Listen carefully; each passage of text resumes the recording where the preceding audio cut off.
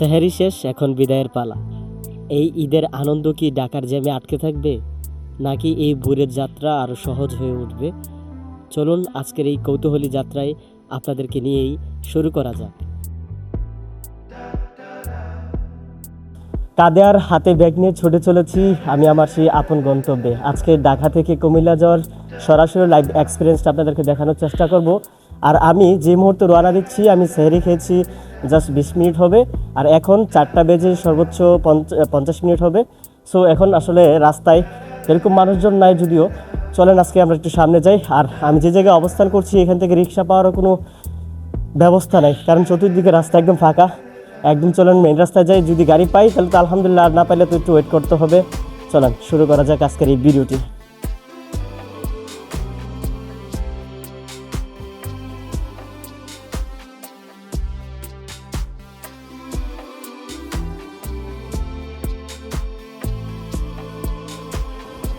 এখনও মসজিদে আজান হয় নাই, একটু পরেই ফজরে আজান দিবে, তার আগে আমি রওনা দিছি।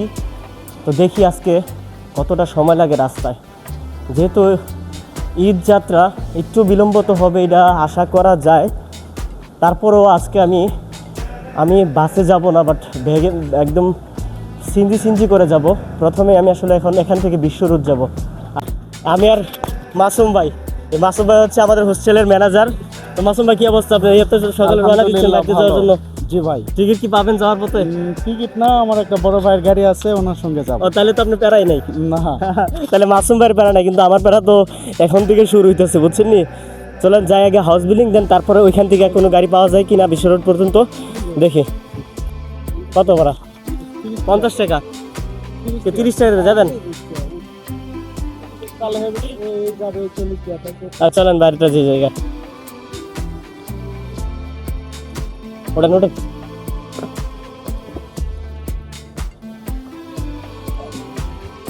40 টাকা দিয়ে দুজনে রিক্সা নিয়ে সোজা এগোচ্ছি আমরা হাউস বিল্ডিংয়ের দিক। সামনের দিক যতই আগাচ্ছি ততই যেন কৌতূহল আরও ঘিরে ধরছে। জানি না রাস্তায় কতটা জ্যাম পাবো, তবে সব কষ্ট যেন ভুলে যাচ্ছি বাড়ির কথা মনে করে। দেখতে দেখতে চলে আসলাম এয়ারপোর্টে। আর এখানে এসে হেল্পার ভাইয়া চেষ্টা করছেন প্যাসেঞ্জারদেরকে ডেকে ডেকে গাড়িতে ওঠানোর জন্য। 5 থেকে 10 মিনিট এখানে স্টপ করার পরে ড্রাইভার সাহেব একটু বিরক্ত হয়েই গাড়ি চালাচ্ছেন, কারণ এখানে কোনো প্যাসেঞ্জার পাননি বিদায় তিনি আবার ছুটে চলেছেন খিলক্ষেতের দিকে। রাস্তার পাশ দিয়ে ট্রেন দ্রুত গতিতে ছুটে চলেছে কমলাপুরের উদ্দেশ্যে। জ্যাম কিছুটা চোখে পড়লো, ঠিক তেমন আহামরি কোনো জ্যাম ছিল না রাস্তায়। ফ্লাইওভারের উপর থেকে জোনাকি পোকার মতো গাড়ির লাইটগুলো দেখতে খুব ভালোই লাগছিল। দেখে দেখে আসলে আমরা চলে আসছি বিশ্ব রোডে। এখন আমার নামার পালা। ফাইনালি 250 টাকা সিনজিওয়ালার সাথে কথা ঠিকঠাক করে সিনজিতে বসে পড়লাম। আসলে আমি আন্তরিকভাবে দুঃখিত, বয়সটা তখন তত ক্লিয়ার হয় না, যে কারণে আমি ভয়েস ওভার দিয়ে কথা বলছি। আর এখন আমাদের গাড়িতে 4 জন প্যাসেঞ্জার আছে, আর একজন হলেই গাড়িটি ছেড়ে দেবে। আশা করছি কিছুক্ষণের মধ্যে আরেকজন প্যাসেঞ্জার পেয়ে যাব। দেখতে দেখতে ভোর হতে চললো, তাও একজন প্যাসেঞ্জারের খোঁজ পাচ্ছিলেন না আমাদের সিনজির ড্রাইভার সে। আর সামনে যেই রিক্সার ড্রাইভারটিকে দেখছেন, এত বড় বড় গাড়ি এই রাস্তা দিয়ে চলাফেরা করছে, তার মাঝখানটা তিনি গাড়িটাকে পার করছেন। আসলে এটা আইনত দণ্ডনীয় অপরাধ। এই ধরনের কাজ থেকে বিরত থাকার জন্য প্রতিটা রিক্সার ড্রাইভারকে করজোড়ে অনুরোধ করছি। এখন সময় 5টা বেজে 55 মিনিট। আমি আসলে রওনা দিয়েছিলাম 4টা 50-এ। আমার বিশ্ব রোড আসা পর্যন্ত আর এখানে আসলে একজন প্যাসেঞ্জারের জন্য ওয়েট করা পর্যন্ত প্রায় 1 ঘন্টা সময় অলরেডি গেছে গা। আর পিছনে আসলে জ্যাম ছিল, যে কারণে গাড়ি ঘুরাইয়া আর ইউটার্ন নিয়ে সম্ভবত সামনে দিয়ে যাবে। সো চলেন, আসলে অবশেষে যাত্রা শুরু হচ্ছে। বহুত চক্কর মক্কর খাইয়া আমরা উঠে গেলাম। অবশেষে আমরা 300 ফিট এক্সপ্রেসওয়েতে অবস্থান করছি। আসলে আমি আন্তরিকভাবে দুঃখিত, সামনে না বসার কারণে আপনাদেরকে দৃশ্যগুলো তেমনভাবে দেখাতে পারছি না। পিছনে বসার কারণে আসলে তেমনভাবে দৃশ্যগুলো ধারণও করতে পারছিলাম না। সিনজি ড্রাইভারকে অনেক রিকোয়েস্ট করেছিলাম, বাট উনি রিকোয়েস্টটা রাখেননি। ওয়েল, যাই হোক, বাড়িতে তো যেতে হবে, আর ঈদ তো করতেই হবে ফ্যামিলির সাথে। সিনজি কিংবা 3 ভেহিকেল অন্যান্য যানবাহন বা বাইক চালকরা কতটা আতঙ্কে থাকে হাই রোডে উঠলে, সেটা আসলে তারা নিজেরাই জানে। আসলে যারা বড় গাড়ি চালায় তারা কতটা অসতর্ক আর কতটা তারা ভয়ঙ্কর সেটা তারা নিজেরাও জানে না। তাদের প্রতি একটা করজোড়ে অনুরোধ থাকবে, যখন তারা রাস্তা দিয়ে চলাচল করবে অবশ্যই যেন চোখ কান এবং কি স্পিড যেন লিমিটের ভিতরে রাখে। আমার পাশের সিটে বসা ভাই বলছিলেন মাত্র 12 মিনিটের মধ্যেই আমরা ফেরিঘাটে পৌঁছে যাব, উনি গুগল ম্যাপ দেখেই বলছিলেন। সো আসলে দেখি 12 মিনিটের মধ্যে পৌঁছানো যায় কি না। আমার বিশ্বরূপতে আসতে প্রায় সর্বোচ্চ 1 ঘন্টা সময় লাগছে। সকাল সকাল রওনা দেওয়াতে জ্যামটা কম পাইছি, আর গরমুখ মানুষের ভিড় চতুর্পাশে, আর গাড়িতে ভিড় আছে, আর সামনে একটা ফেরি অলরেডি আইসা আছে। দেখি এটা ধরা যায় কিনা, চলেন যাই। মোটামুটি গাড়িরও চাপ আছে, আর মানুষের তো চাপ থাকবে, এটা ঈদের সিজন, স্বাভাবিক। দেখি ফেরিতে আমার এলাকার গাড়ি পাওয়া যায় কিনা। ফাইনালি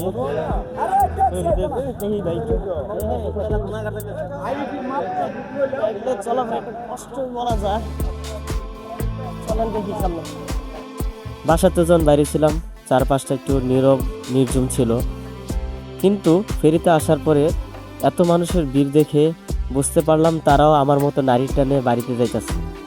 আসলে বিষয়টা খুব ভালো লাগতেছে, কারণ আমিও বাড়িতে যেতেছি, সবাই বাড়িতে যেতেছে, একটা আনন্দ উৎসব, একটা ভাইব আছে। তো আমি আসলে এই ঘোরাঘুরির মধ্যে দিয়ে খুঁজছিলাম যে আসলে কীভাবে ফেরির যে ড্রাইভার আছে এই ড্রাইভারের ঠিক ওইখানে গিয়া একটা সুন্দর একটা ভিউ লমো। তো যেমন কথা তেমন কাজ করার উদ্দেশ্যে রওনা দিলাম, বাট সামনে যাই দিও মা কেমনে কি এই ফেরির যে উপরে উঠমু ড্রাইভারের কাছে সিঁড়ি খুঁজা পাই না। তো একটু খোঁজাখুঁজি পর দেখি আসলে পেয়ে গেলাম সিঁড়িটা। তো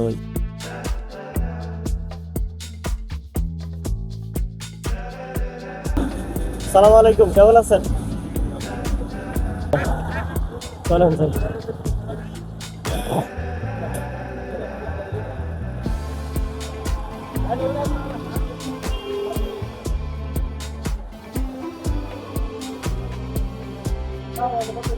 মোটামুটি গাড়িরও চাপ আছে, আর মানুষের তো চাপ থাকবে, এটা ঈদের সিজন, স্বাভাবিক।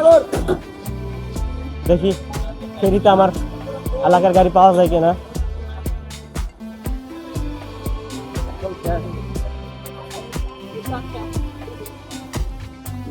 চলেন একটু দ্রুত যাই।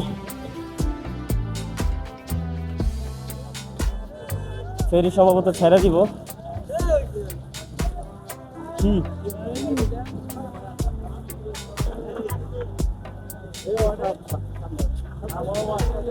ফাইনালি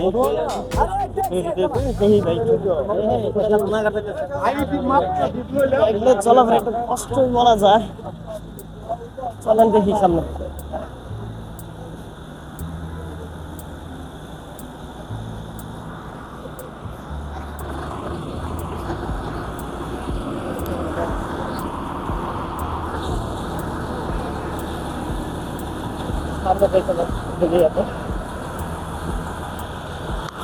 অবশেষে ফেরি থেকে নামার সময় এসে গেছে।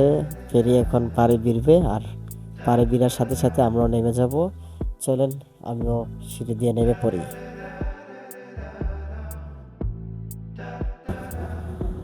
চলেন এখন আমাদের ফেরি থেকে নামার পালা। কখন যে ফেরির থেকে নামবো আর কখন যে এলাকার একটা গাড়িতে উঠবো ভাই, মনটা আর মানতেছে না। তো সব কিছু পেস খেলানোর পরে সামনে দেখলাম একটু ভিড়ভাড়টা লেগে দিয়েছি মানুষের, যে কারণে এখন গাড়িও নামবো, মানুষও নামতেছে সাথে সাথে। তার ঠিক ডাইন পাশে দেখতে পাইতেছি যে মানুষগুলো, তারা আসলে ডাকা যাচ্ছে না, কোথায় যাচ্ছে জানে না, তারাও এই পার যেতেছে আর আমরা এপার আসলাম। বিষয়টা খুব ইন্টারেস্টিং।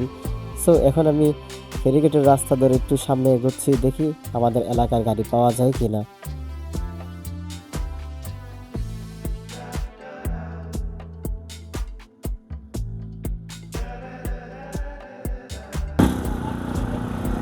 সিরিয়াল কত?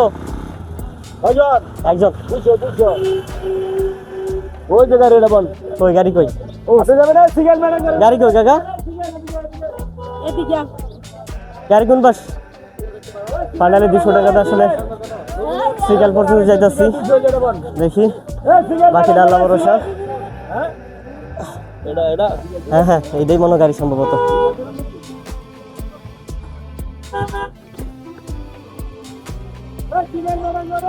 আল্লাহ,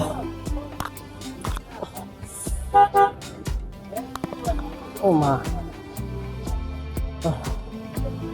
অবশেষে আসলে এদিক দিয়ে আসার একটা শান্তি কি জানেন, আসলে তো অতি দ্রুত গাড়ি পাওয়া যায়, গাড়ির জন্য কোনো ক্যান্সেল করতে হয় না। ওয়েল, এখান থেকে যাইতে সর্বোচ্চ আপনার যদি রাস্তা ফ্রি থাকে 1.5 ঘন্টা সময় লাগবে, বাড়ি পর্যন্ত যাওয়া সর্বোচ্চ 2 ঘন্টা, আর বেশি লাগবে না। তারপরে দেখি রাস্তাঘাটের কথা তো বলা যায় না, যেহেতু সিজন একটু জল থাকতে পারে। কিছুক্ষণ বসার পরে যখন আমরা 2 জন ছাড়া অন্য কোনো প্যাসেঞ্জার পাইতেছে না সিনজলা ভাই, মুরব্বী প্যাসেঞ্জার তো সব নামে গেল, যাবেন নাকি না? আর পরে ট্রলার আসতে যাবেন না? এলে কিন্তু কইলাম সামনে গেলে তো আপনি পাইতেন। 250 টাকাটা বেশি হয়ে যায় না? নিয়ে যান খান। আসলে গাড়ি রিপ্লেস করতে হচ্ছে, কারণ এই গাড়ি ছাড়তে সময় লাগবো।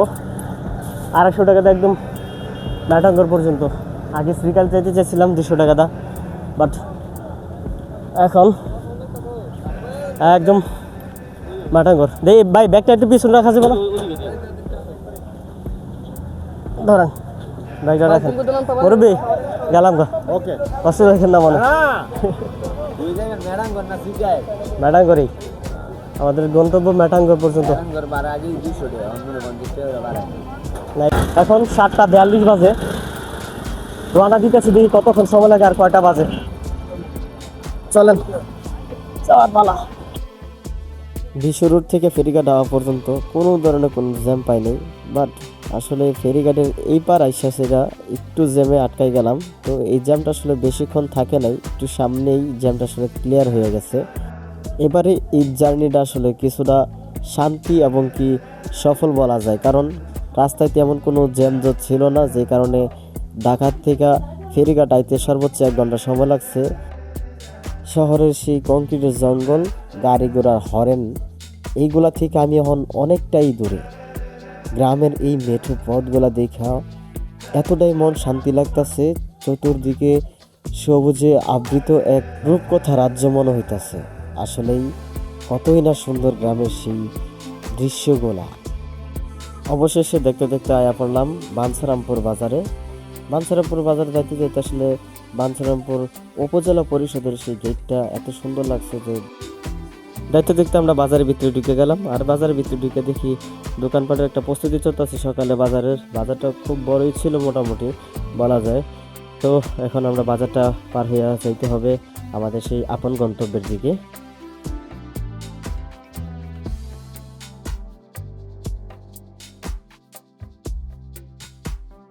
নাম না জানা এই রাস্তাটা আমার কাছে কতটা ভালো লাগে, আসলে এটা আমি আপনাকে বহিঃপ্রকাশ করে বোঝাতে পারবো কিনা জানি না। তবে এই রাস্তাটা আমার কাছে অসাধারণ লাগে। যতবারই এই রাস্তাটা দিয়ে আমি যাওয়া আসা করি ততবারই যেন মুগ্ধ হই।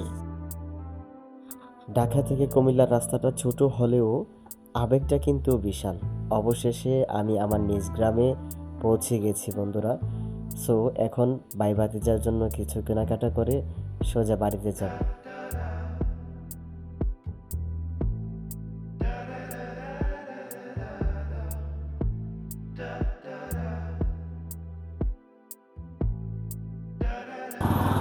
ফাইনালি 520 টাকা খরচ করে স্যার হিসেবে রওনা দিয়ে এখন বাজে 9:30, বাড়িতে এসে বললাম। ওয়েল, এখন বাতিজিগুলো লাগে তো কিছু নিতেই হবো। আর এই হচ্ছে আমার মামু, বুঝছেন নি, বহুদিন পরে বাড়ি যাইছি। মামু আমার কাছে দেখাবা বান্ধে নাই খেলা জানে।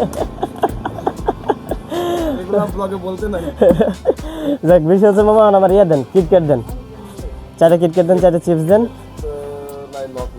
হ্যাঁ হ্যাঁ দেন, যেটা আছে এটাই দেন। আসলে আজকের জার্নিটা খুব আরামদায়ক ছিল। সকাল সকাল রওনা দেওয়াতে ঠান্ডা আবহাওয়াতে চলে আসলাম। আর গ্রামের আবহাওয়া দেখে মনে হচ্ছে যে বৃষ্টি হইতে পারে, বাট এখনও এরকম একটা আভাস দেখা যাচ্ছে না যদিও। আর বাড়িতে গেলে ভাই ভাতিজার তো ধরবই, ডাকাতে আইছি, আবার ফোনটা করে দিচ্ছি আগের থেকে। এই যে মজা লয়ে নিচ্ছি, দেখছেন কতগুলা, না নিলে আমার বানবো আজকে। হ্যাঁ চিপস দেন, চিপস 4টা দিয়ে দেন। এইটাই না আলাম। এই হচ্ছে ব্যবহারকারীদের জন্য জিনিসপত্র নিলাম, চলেন এবার আমাদের যাওয়ার পালা। সালাম আলাইকুম চাচি, ভালো আছেন রে? কই যেতেছেন? আমি জানবো।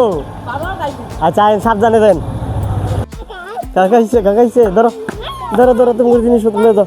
এটা ব্যাগ ডালো ব্যাগ ডালো ব্যাগ ডালো ব্যাগ ডালে দাও ব্যাগ ডালে দাও। পিচ্চিরি ব্যাগ করে রে